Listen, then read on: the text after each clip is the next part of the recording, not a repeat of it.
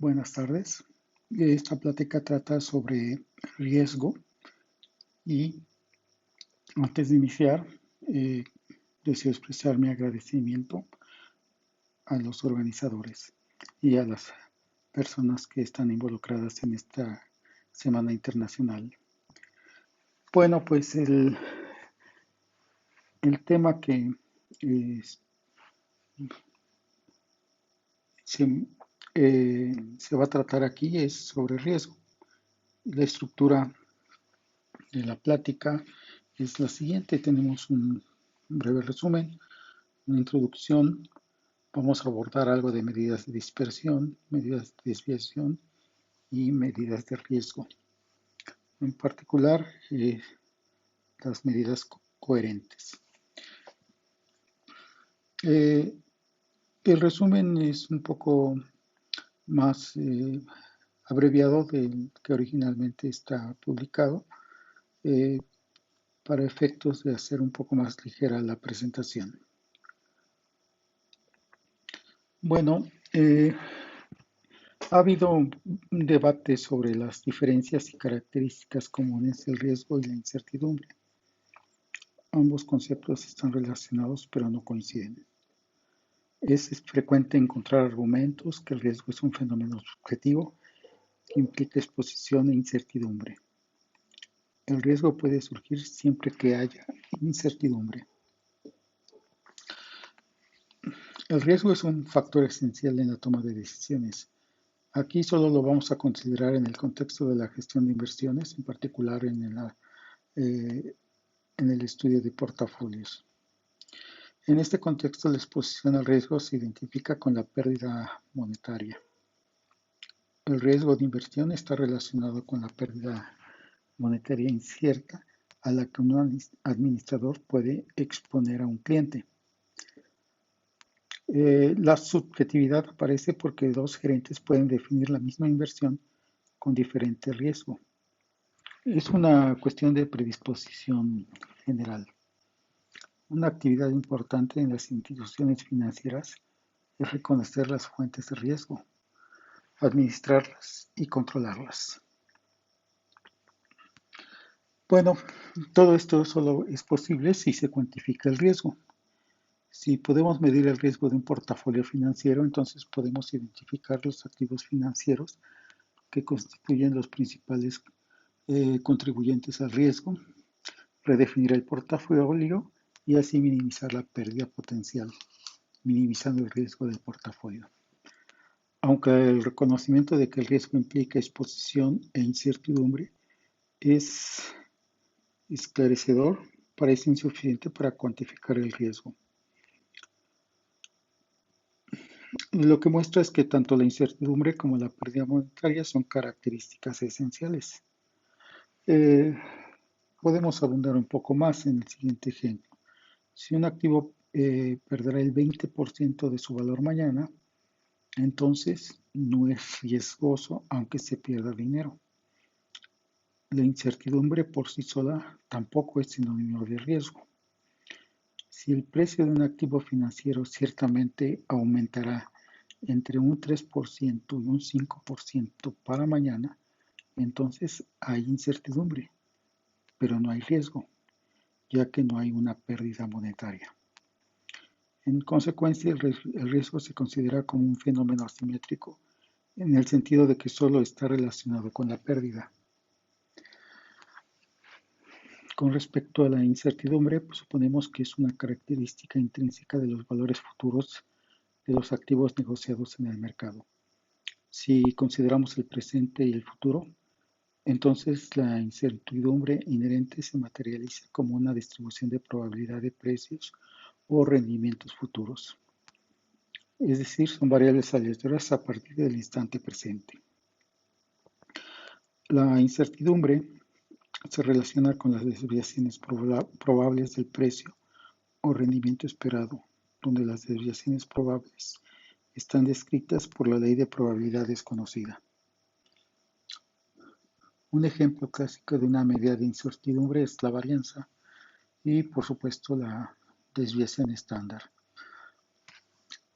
Dependiendo de las fuentes de riesgo, una institución financiera puede enfrentar tres tipos de riesgo: de mercado, crediticio u operacional.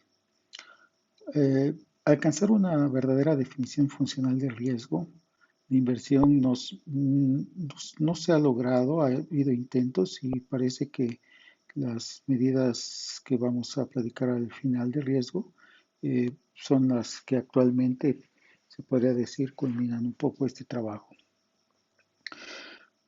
Y como tal, la falta de una definición funcional de riesgo, eh, pues no tenemos una medida de riesgo perfecta. Esto se puede deber a distintos factores.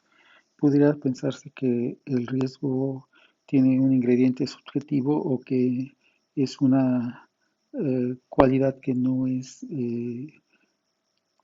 posible medirla exactamente desde este punto de vista, y se puede explorar otro tipo de enfoques para modelar también el riesgo. Eso no lo vamos a abordar aquí. Una medida de riesgo captura solo algunas características y en este sentido toda definición de riesgo pues resulta ser incompleta. Y también se van a abordar algunas medidas de dispersión, eh, yo creo que bastante conocidas, para medir la incertidumbre, y estas las vamos a presentar para extraer ciertas cualidades o para mostrar que a partir de esas cualidades que tienen estas medidas se puede ir definiendo una medida de riesgo. La noción de métrica de probabilidad está relacionada con la noción de dispersión.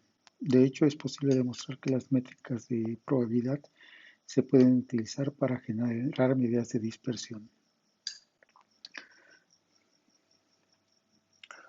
Y bueno, finalmente, pues lo que se busca es una construcción axiomática de las medidas de riesgo, y para esto vamos a establecer estas características, eh, extrayéndolas a partir de estas medidas de dispersión y de desviación.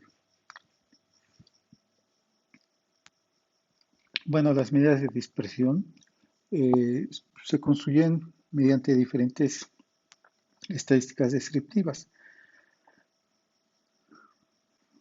En, en esta sección de la plática vamos a recordar varias de estas estadísticas descriptivas, solo para tener en mente las propiedades que tienen con vistas a establecer ese enfoque axiomático.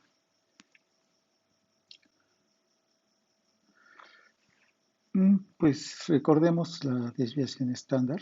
La desviación estándar es simplemente la raíz cuadrada de la varianza, que se puede representar como la raíz cuadrada de la esperanza de x menos la esperanza de x al cuadrado. Bueno, aquí hay una omisión. Otra cualidad que también podemos observar eh, que va a ser común a estas medidas de dispersión, eh, pues tiene que ver también con la desviación absoluta media.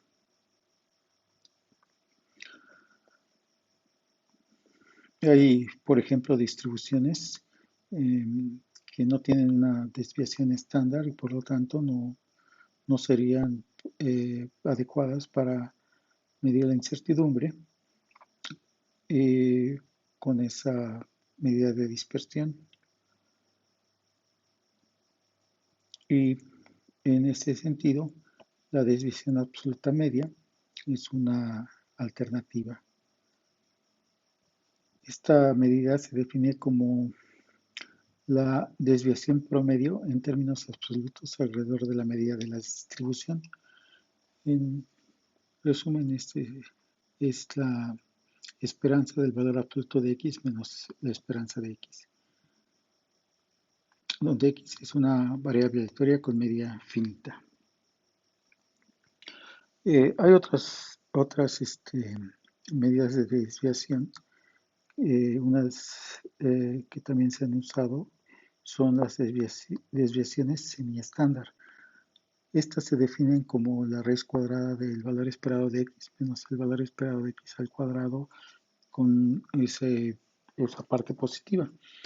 Y también la otra es con la parte negativa. Entonces son las desviaciones semiestándar positiva y negativa. Aquí la parte positiva es de ese cuadrado, pues es el máximo de x menos c de x y 0 al cuadrado. Y la parte negativa es el mínimo de el cuadrado de x menos la esperanza de x y de 0.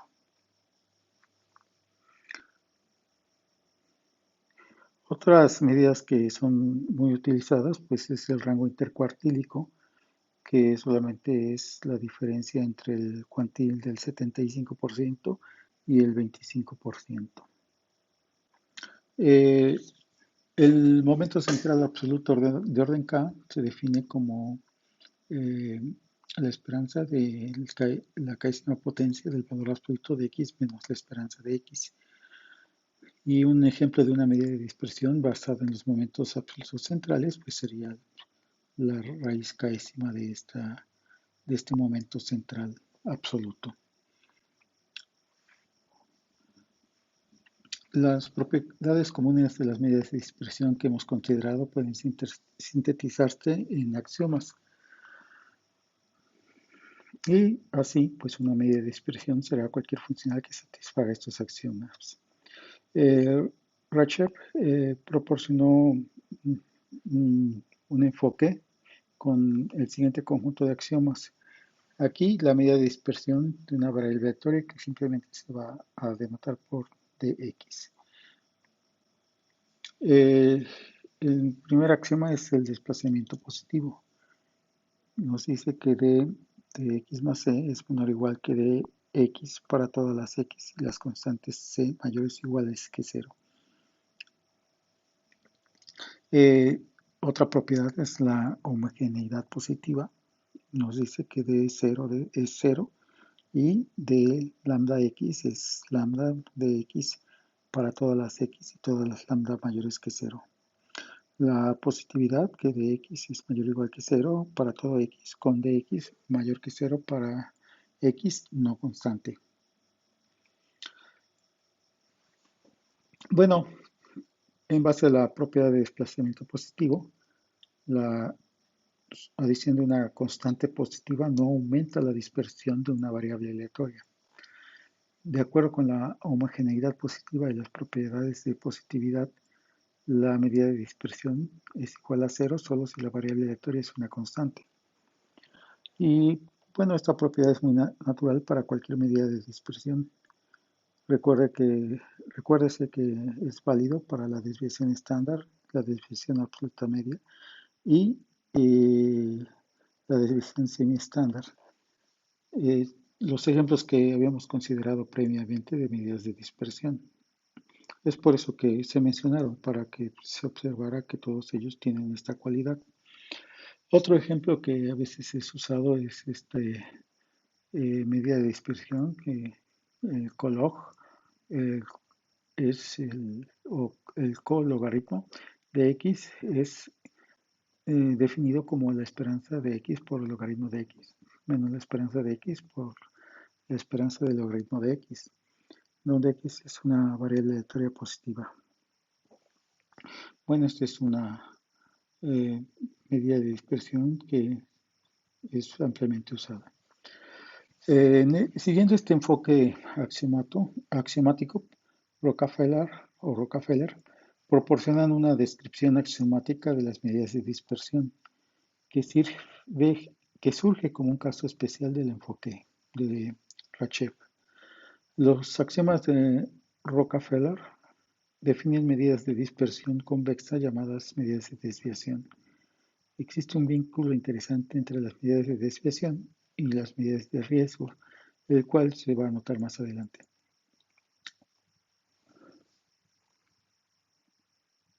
También, aparte de estos axiomas que hemos mencionado, Las medidas de desviación satisfacen la propiedad siguiente. La subaditividad, que de x más y es menor o igual que de x más de y para todo x y y. Y la propiedad de desplazamiento positivo se reemplaza por invariante bajo traslaciones.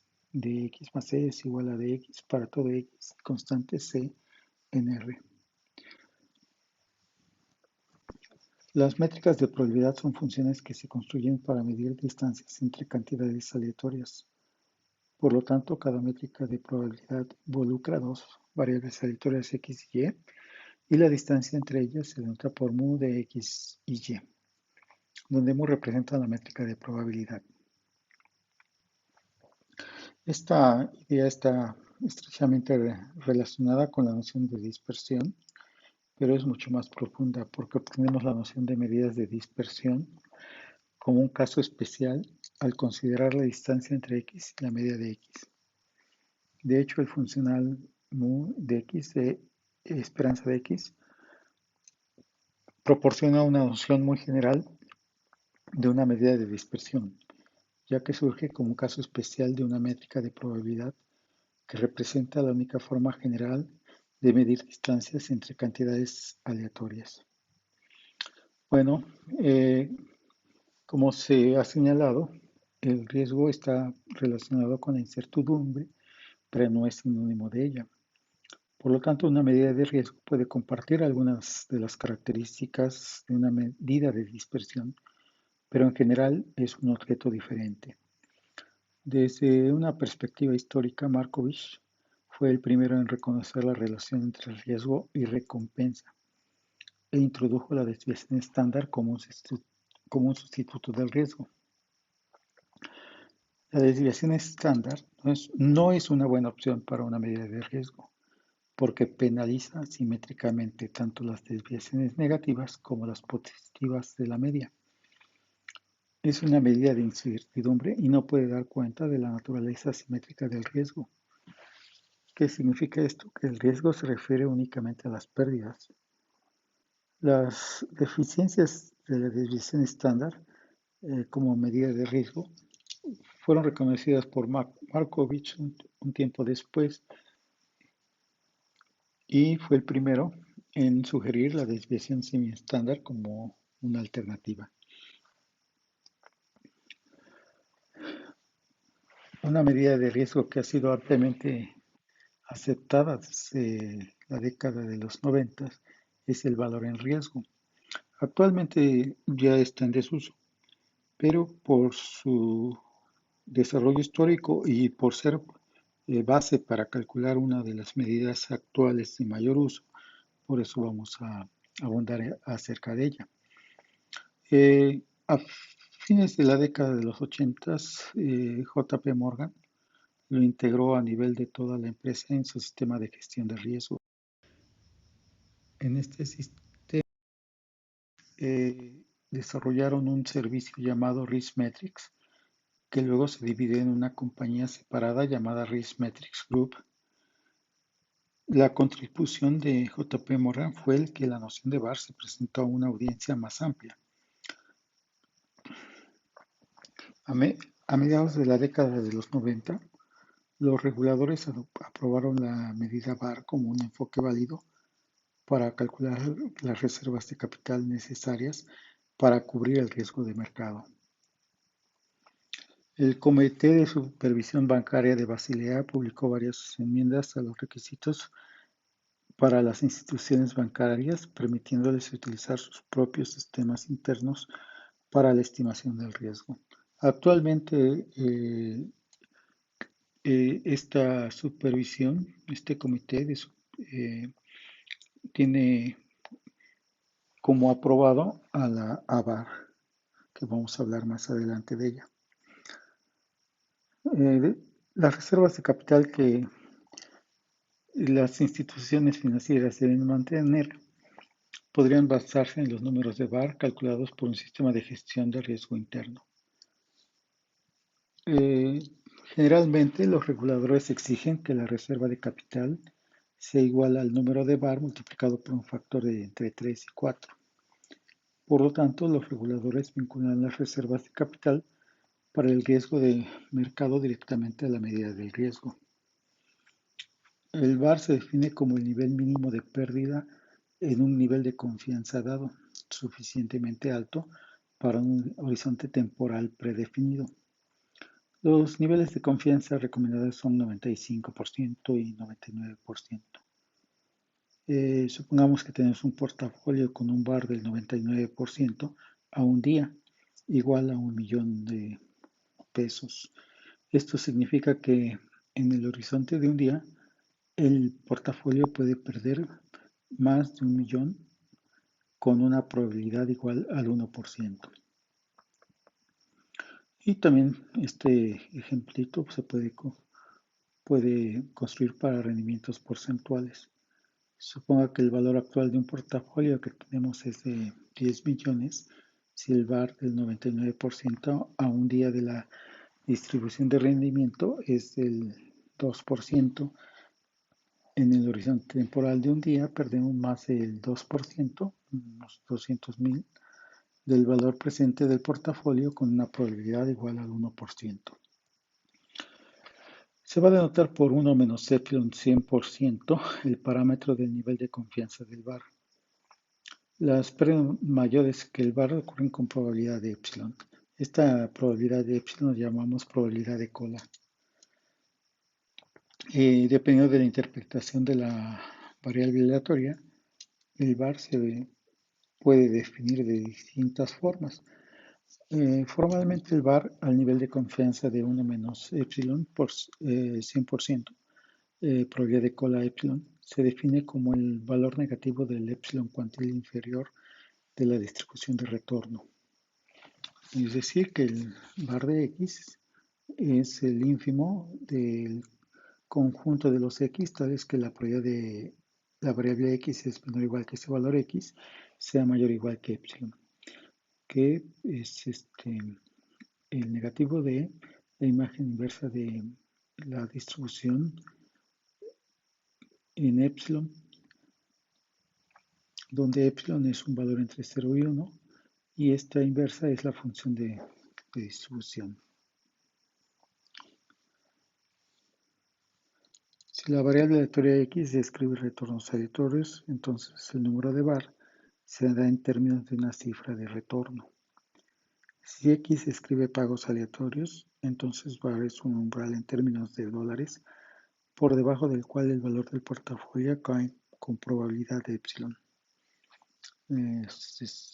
Otra vez aquí se repite la misma formulita.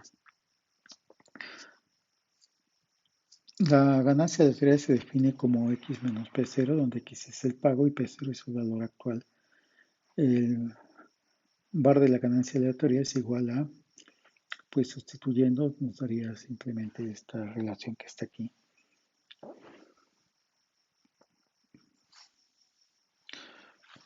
Si a la variable aleatoria X le sumamos un beneficio no aleatorio C, el VaR resultante se puede expresar por el VaR de la variable aleatoria inicial de la siguiente manera.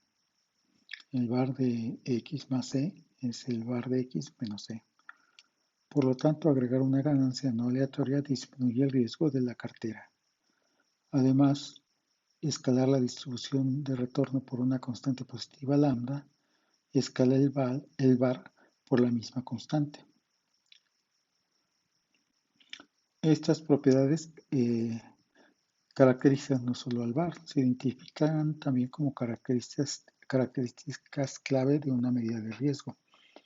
Si bien el VaR fue ampliamente adoptado por las instituciones financieras y fue aprobado por los reguladores, resulta que el VaR tiene importantes deficiencias. Aunque proporciona una descripción intuitiva de cuánto puede perder un portafolio, en general debe abandonarse como una medida de riesgo.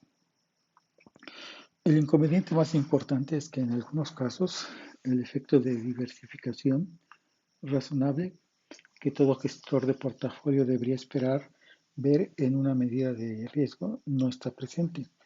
Es decir, el VaR de una cartera puede ser mayor que la suma de los VaR de los componentes, algo que no deseamos.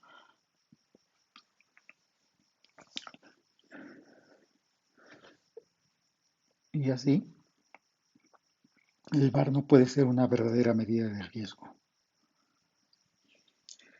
Hay varias formas para calcular el VAR del portafolio en la práctica. Uno es el enfoque de Risk Metrics, el otro es el método histórico, método híbrido o un método de Monte Carlo. Estos no vamos a abundar en ellos en esta práctica, solamente se mencionan para complementar el estudio del VAR.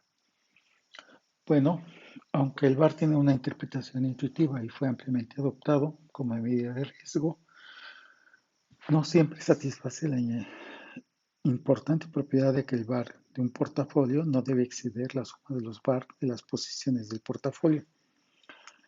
Esto significa que el VAR no siempre es capaz de representar el efecto de diversificación. Arsenault proporciona una definición axiomática de un funcional al que denominan medida de riesgo coherente. Esta la vamos a estudiar y para eso vamos a denotar la medida de riesgo por el funcional ρ de x, asignando un número de valor real a una variable aleatoria. Por lo general, la variable aleatoria x se interpreta como un pago aleatorio y la motivación de los axiomas en Arsenault sigue esta interpretación.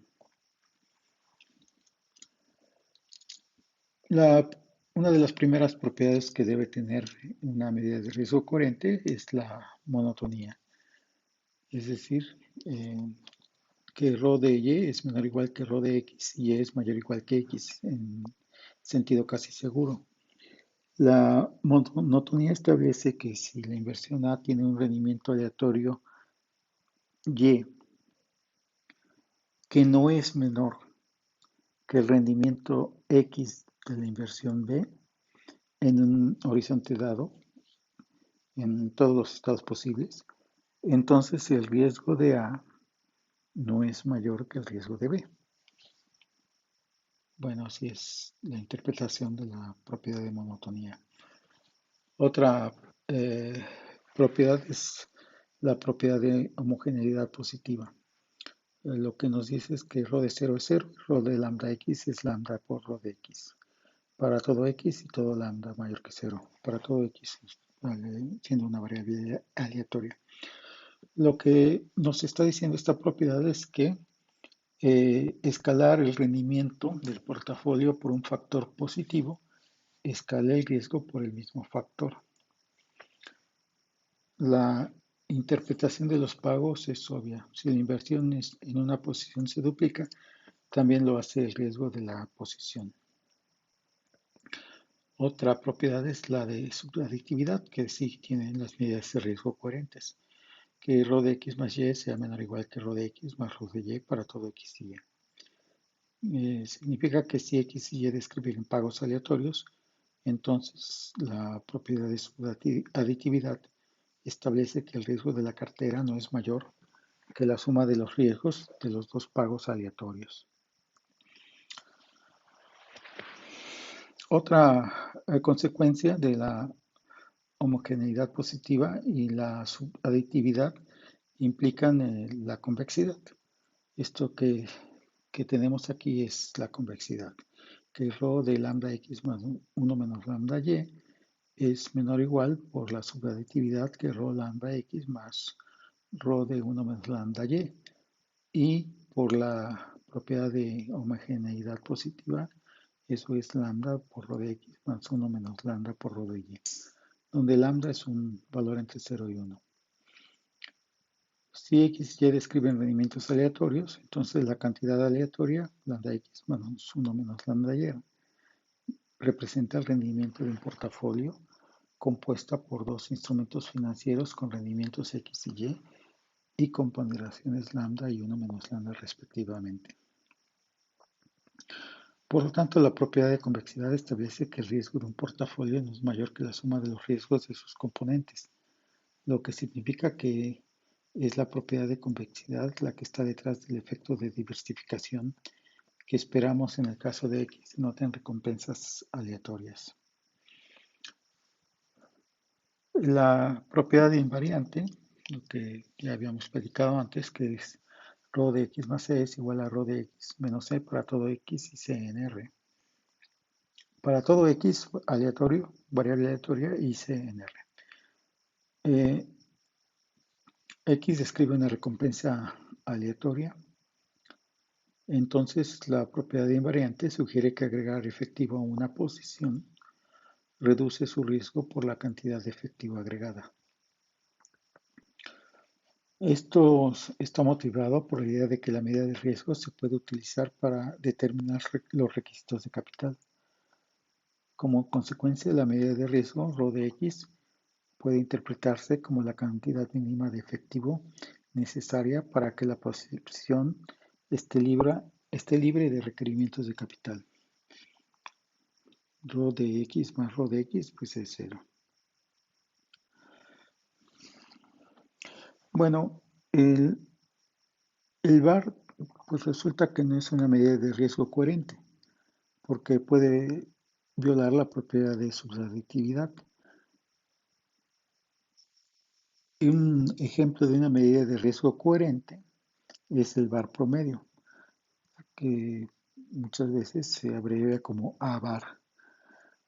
Y no es más que el promedio de los VAR que son mayores que el VAR a una probabilidad de cola determinada epsilon. La notación aceptada pues es A bar epsilon de x, en la que epsilon representa el nivel de probabilidad de cola. Una familia más amplia de medidas de riesgo coherentes es la familia de medidas de riesgo espectral, que incluye también a la VAR como un representante. Las medidas de riesgo espectral se definen como promedios ponderados de VAR. No vamos a abundar mucho sobre estas medidas de riesgo.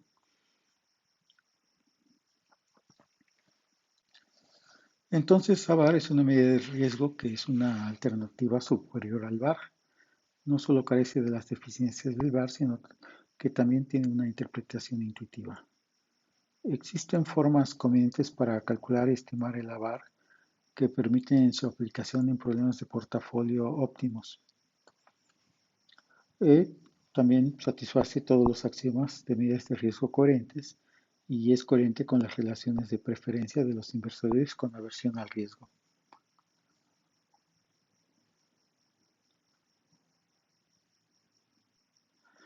El AVAR en la probabilidad de cola epsilon se define como el promedio de los VAR que son mayores que el VAR en la probabilidad de cola epsilon. Por lo tanto, por construcción, el VAR se enfoca en las pérdidas en la cola que son mayores que el nivel de VAR correspondiente. El promedio de los VAR se calcula con la integral siguiente. Esta se podría decir que es la fórmula más general. Más adelante vamos a ver una aplicación discreta y finita y por lo tanto pues esta integral se representaría como una suma. El AVAR no está bien definido para todas las variables aleatorias de valor real, sino solo para aquellas con media finita. Es decir, que la AVAR de epsilon debe ser finito si la esperanza de x es finita. También el AVAR se puede representar mediante una fórmula de minimización del siguiente tipo. Es el mínimo de los θ en R con d θ más 1 sobre epsilon de la esperanza de menos x menos θ positivo. Otra vez aquí la parte positiva denota el máximo entre el x y 0. Describe la distribución del rendimiento del portafolio. Vamos por último, a estimar la VAR a partir de una muestra. Suponga que tenemos una muestra de rendimiento de cartera o de portafolio observados y no conocemos su distribución. Siempre que, es obvio que si tenemos una distribución conocida, pues tendríamos una fórmula para cada distribución. Pero en este caso pues estamos haciéndolo de la manera más eh, pragmática que se pueda. Es decir, cuando se enfrenta alguien a estudiar un portafolio, eh, por lo general no va a conocer su distribución. Entonces, no conocemos su distribución, es una hipótesis que es adecuada. Bueno, pues siempre que no se imponga ningún modelo distributivo, el AVAR del rendimiento del portafolio se puede estimar a partir de la muestra de rendimientos del portafolio observado. Vamos a anotar los rendimientos del portafolio por R1, R2 hasta Rn en los instantes de tiempo T1, T2 hasta Tn.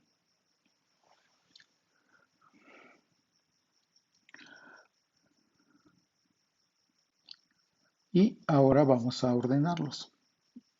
Y entonces en esta ordenación tendríamos R1 menor o igual que R2 y así hasta el Rn. R1 pues es igual al menor rendimiento observado del portafolio y Rn es el mayor. El AVAR de los rendimientos de la cartela del portafolio a la probabilidad de cola epsilon se estima de acuerdo con la fórmula que está aquí. Esta involucra este concepto de el número entero más pequeño mayor que x, representado por el corchete ese que aparece ahí. Bueno, pues vamos a suponer que la muestra ordenada de los rendimientos de la cartera es menos 1.37, menos 0.98, menos 0.38%, etcétera. Pues, los que están aquí. Y nuestro objetivo es calcular el AVAR del portafolio al 30% de probabilidad de cola. En este caso, la muestra tiene 7 observaciones y en epsilon es 7 por 0.3, que es 3. Y de acuerdo con la ecuación, pues calculamos y nos da que el AVAR para esta muestra es 1.137%. Bueno, pues esta es la presentación de la medida de riesgo AVAR, que es una de las más utilizadas actualmente y que ha ganado en este momento una superioridad sobre otras por ser una medida de riesgo coherente. Bueno, pues este enfoque que he presentado ha sido pues bastante claro y para algunos estudiantes que inician el estudio de riesgo. Espero que se aclaren eh, las, los enfoques con esta presentación. Eh, por último, voy a presentar algunas de las referencias que se utilizaron o se mencionaron en el artículo. El artículo de Arsnar, los clásicos de Markovich. Este de Rachep es uno de los que más se acerca al enfoque que se dio, y el de Rockefeller, que es uno de los libros clásicos también en esta área. Bueno, pues muchas gracias por su atención y que tengan buenas tardes.